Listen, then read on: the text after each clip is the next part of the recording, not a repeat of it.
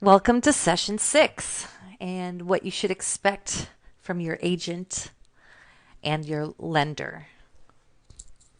So let's get started. So, what should you expect from your agent? A lot of times, home buyers really don't know what the roles and responsibilities of their real estate agents are. As a 21-year broker, and I've helped many home buyers purchase their homes, and I really enjoy working with first-time home buyers.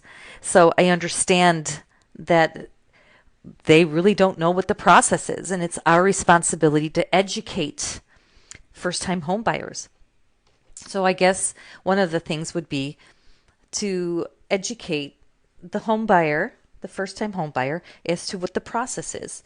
They should be able to talk with you about the home buying process right up front. Even though you're learning about it right now, they should still be willing to help educate you on the process, especially every state is a little bit different. So you really need to have that kind of relationship with your agent.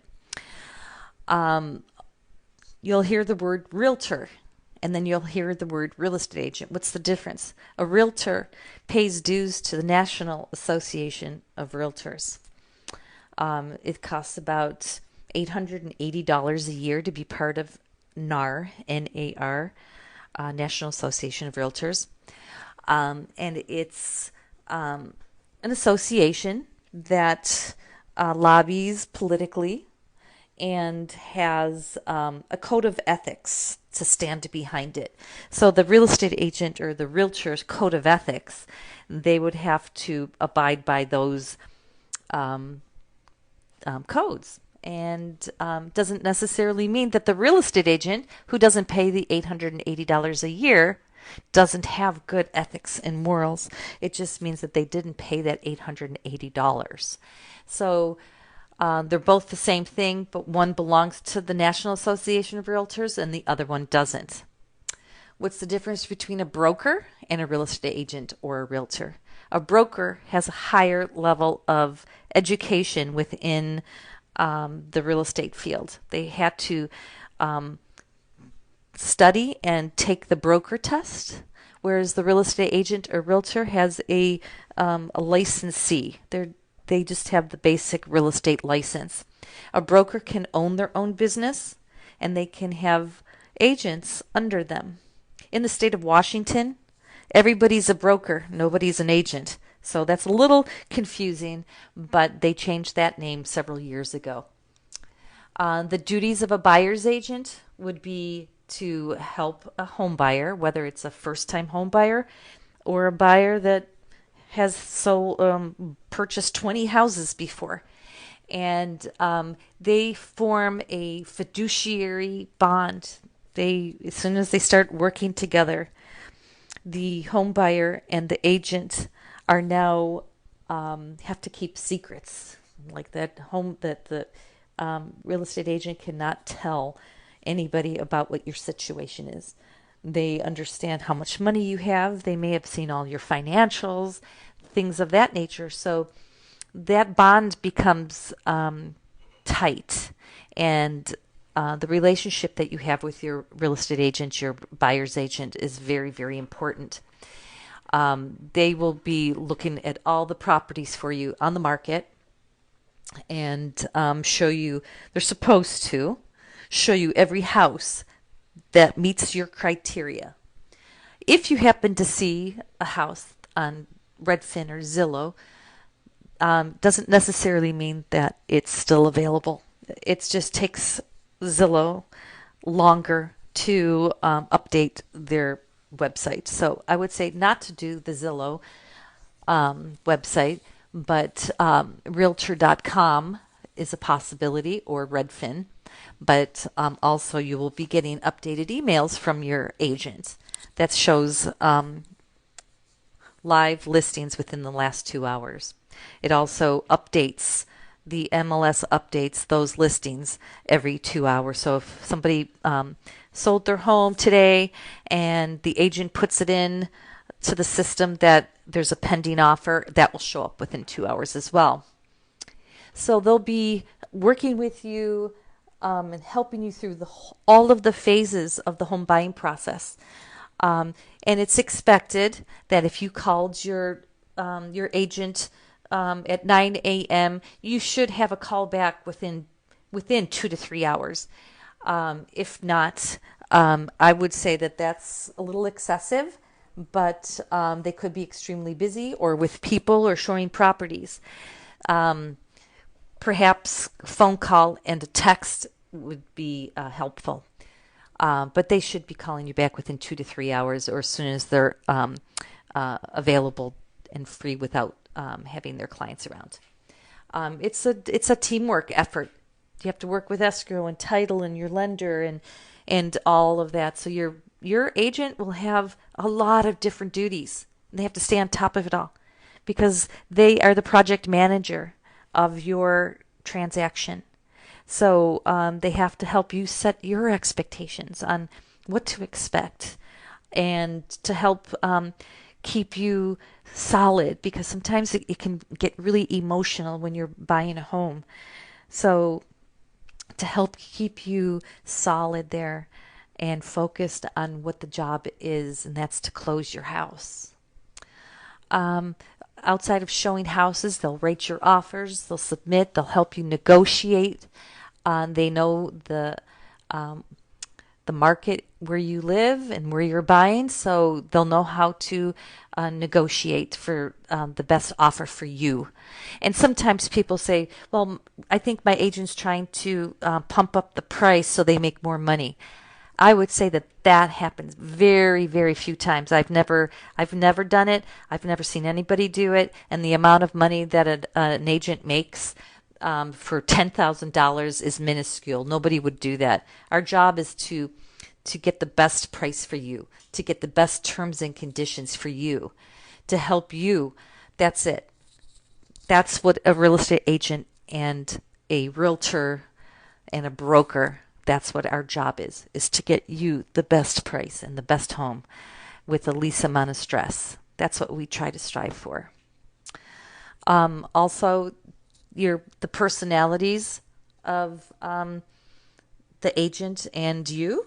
It's really, really important. You're going to be tied to the hip for the next 2 months or whatever length of time it takes to find the right home and to close. So the personalities need to be work together. Commissions. Generally, you, the home buyer, you do not pay any of the commissions. The commissions are attached to the list price. So a seller, when they choose what the list price is, knows that they have to pay the buyer's agent out of that price. So you don't have to pay at all. And they will get paid when escrow closes. Your real estate agent is paid at that time. However, there are times where a real estate agent or a realtor or a broker will ask you to sign a buyer-broker agreement.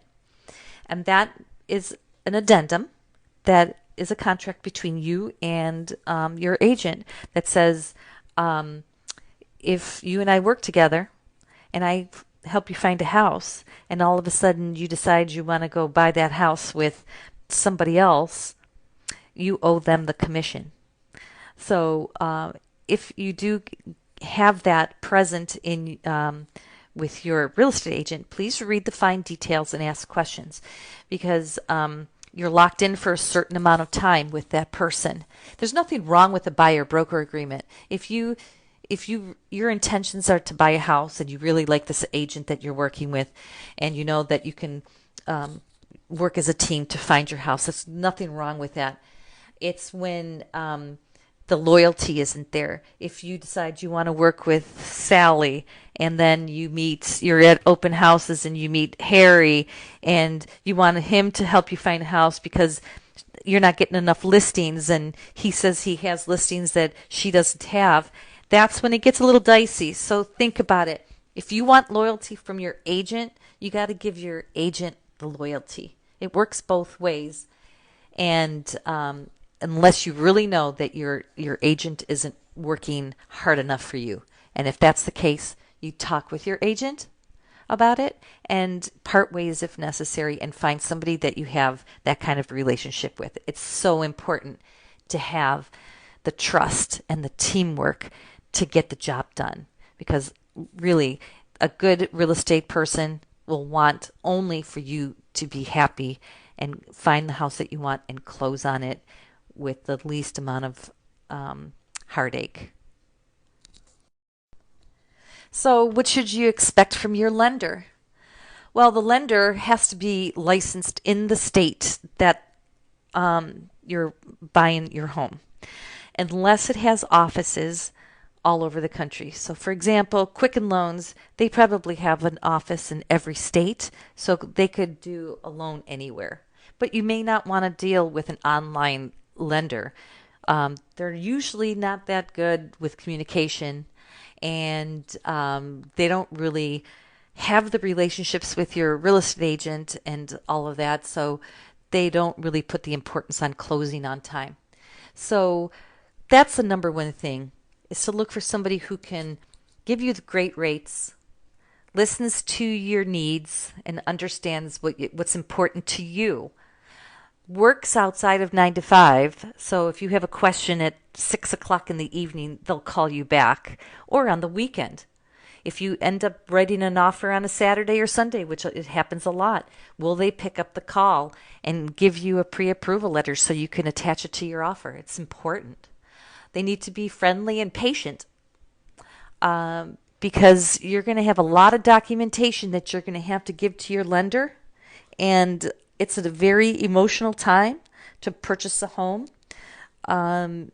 You may not think of all of these things in the beginning, but when your lender says, I need to have 2 months of bank statements or your tax returns or your W-2, and you say, I already sent that to you, and then you're digging and digging, it's very stressful time.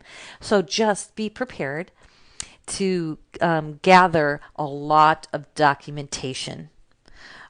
Just make sure you tell yourself, I already know I have to do this and it's going to take a couple hours and he may ask for the same thing over again and I should have it on my computer or whatever. Just be prepared to give a lot of documentation. But the biggest thing as far as the lender has to listen to you, communicate with you and others on the team, and most importantly, they need to close on time. Part of what your relationship with your agent is, the agent will call the lender and say, hey, are we good? Are we going to close on time? And if not, if they're getting some sort of, well, we got this and this, your agent will be on top of it all. So they're the project manager. Your lender will have a good timeline, and you should expect to have somebody who wants you to close on time seamlessly as well. So that's it for section 6.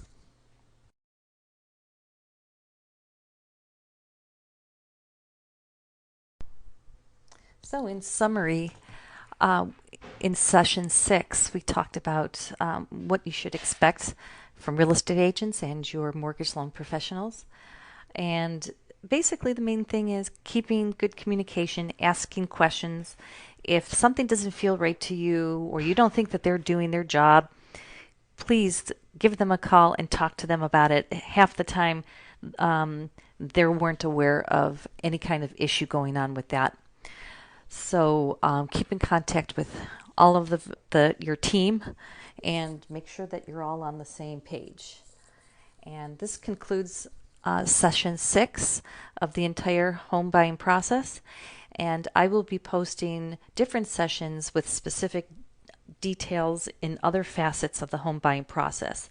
And also, if you have an area that you would like me to do a lesson on, please drop me a note or an email or a message, and I will create one for you. Okay, thank you very much. See you in another session.